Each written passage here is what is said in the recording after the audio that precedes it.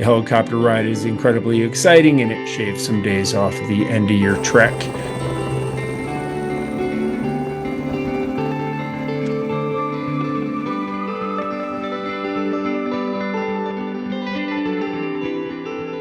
Hi, this is Dean with the Worldwide Trekking YouTube channel, and today I want to talk about Mount Everest Base Camp and why we use helicopters to fly in and out for our Everest Base Camp Trek. So for years and years, we've been going there for 20 years with Worldwide Trekking and running treks to Mount Everest Base Camp.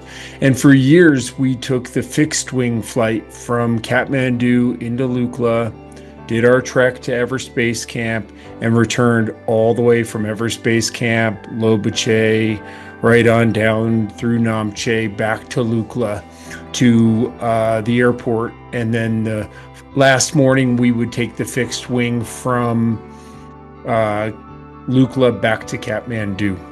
And over the years, the fixed wing was always very good for us. We always had, good flights in and out. But there is always the chance of delays because the Lukla landing strip does get clouded in sometimes, and when it does, they cannot fly in and out, or if there's clouds on the approach coming into the landing area into Lukla, which is about 9,000 feet. So when we leave Kathmandu, about 4,500 feet, we fly about 40 minutes, depending, into the Lukla area, and we land there on that runway and do our trek for years. Over the years, there was many times where the clouds came up and the airport was closed, but we could fly with helicopters. In the beginning, in the early 2000s, for a while, there was not really as many helicopters available to charter. So then over the years, there was more helicopters available to fly in, and we had a couple times where the weather was bad getting in or getting out, and we ended up working out a charter with the helicopter service, and all the guests paid a little bit more because helicopters more expensive, and we would pull it off and fly in and out. And then for a while, we decided that rather than disrupt the flight into Lukla by the unknown, when people fly all the way to Kathmandu and we get ready to go on the trek, if they get delayed in Kathmandu and can't fly in and have to hike all the way back to Lukla, if we miss a day and we're delayed in Kathmandu, or 2 days and we can't fly in to start our trek, they're not going to make it to base camp and out. You really can't rush the trek. You have to do the acclimatization days. You can't go twice as far in a day than you're scheduled to go. It really won't work out for people in the long run. So we switched to helicopters because there was a better opportunity for us to fly in sometimes even if the landing strip was closed, because a helicopter could fly around the clouds. A helicopter could also land in an area that wasn't at the airport. They could land in a lower helipad in a different area and get us in, or pick us up in the end and get us out.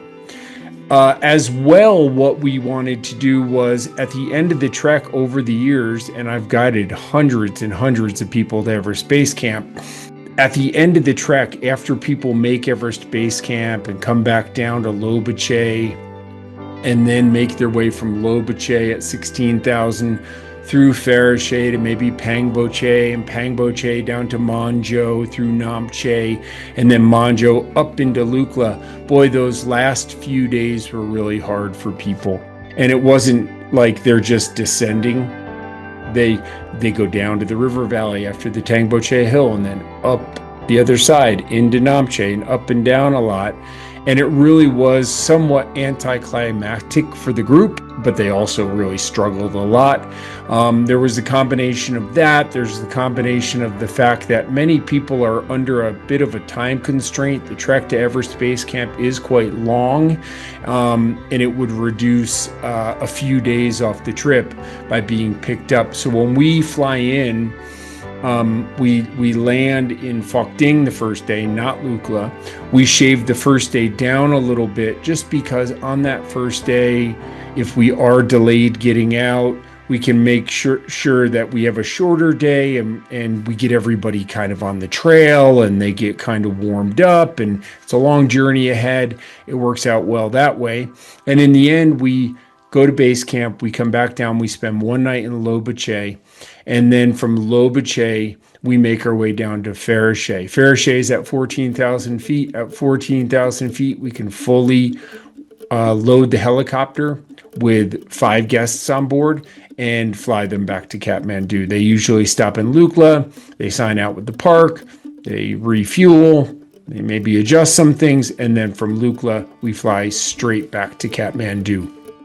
Over the years, in the last few years, they've actually changed the flights that are available from Kathmandu into Lukla. So during the high season, which is usually when we're going over there, in the spring and in the fall, the flights on the fixed wing from Kathmandu that used to fly to Lukla are not available anymore. And the reason that is because they use the same runway at the Kathmandu airport domestically as internationally. So if there's any large flight, which there are a lot of them, on approach coming into Kathmandu or needing to take off, they take precedence over the airspace and the runway at the Kathmandu airport. So they started to cancel the flights that were flying from Kathmandu into Lukla, and they were sending them out of an alternate airport called Ramechha. And that airport is about 6+ hours driving from Kathmandu to get to that airport. There's really not a great place to stay there. And if that was the case, on our second day when we do our cultural tour and gear check and get ready to go, a group would have to be transferring for 6+ hours, 7 hours on a Nepalese road that is not favorable drive on a bus all the way to that alternate airport. And then it is just a short flight from there, maybe 15-20 minutes from that airport into Lukla. So we eliminate that as well. And at the end, that is really tough for people after the whole trek, and they fly from Lukla to that airport, and then they have a 7-hour drive back to Kathmandu. It's downright brutal. So it doesn't work out really well. So we eliminate that alternate airport. We book our trips scheduled to use the helicopter up front. That's how we go at Worldwide Trekking. We take the helicopters on the third morning from Kathmandu directly into Phuoc Dinh, where we start our trek. We do our entire trek up.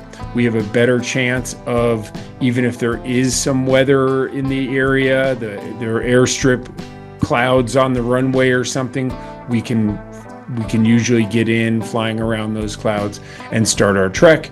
And then at the end, when people come down, they have one night in Lobuche after Everest Base Camp. They come back down to Ferishe at 14,000 feet. They get there in the afternoon. We usually kind of relax a little bit, clean up. And that evening, we have a special group dinner with our local team because they're not going to be flying out. In the morning, we get ready and then we fly early. We always go for the earliest flights we can get before any clouds do come up.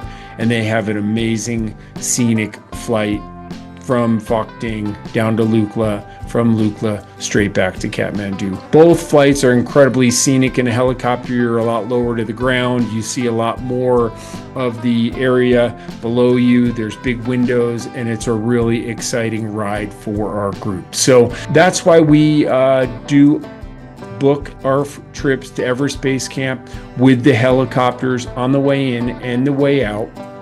It does add some cost. Helicopters are more expensive, but in the big scheme of things, it's worth the value to take the helicopters in and out.